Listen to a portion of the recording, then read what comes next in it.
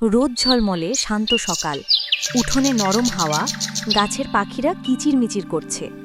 তিন বোনে ইমানা, ইমরানা আর দিশা মাটিতে বসে কাদা মাটি দিয়ে হাড়ি খেলা করছে।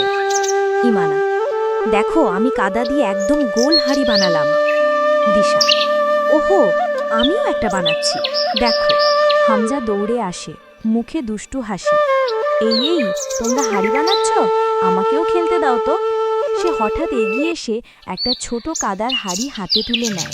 তিন বোন থমকে তাকিয়ে থাকে। হামজা হাতে থাকা কাদার হাড়িটা ঘুরাতে থাকে, একবার বাতাসে ছুঁড়ে ফেলে, আবার এসে দিশার বানানো হাড়ির উপর আঙুল দিয়ে ট্যাপ করে নষ্ট করে দেয়।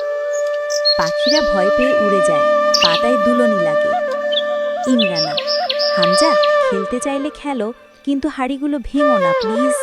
ইমানা নরম গলায় বলে, হামজা, আমরা সবাই মিলে খেললে ভালো লাগে, কিন্তু তুমি দুষ্টুমি করলে আমাদের কষ্ট হয়।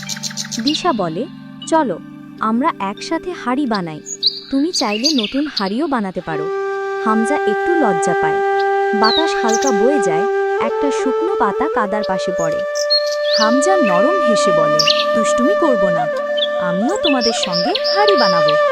তিন বোন আর হামজা মাটিতে বসে কাদামাটি থেকে ছোট ছোট হাড়ি তৈরি করতে থাকে।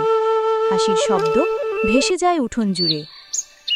বন্ধুত্ব মানে একসাথে খেলা, একসাথে তৈরি করা, দুষ্টুমি নয়, ভালোবাসাই সেরা।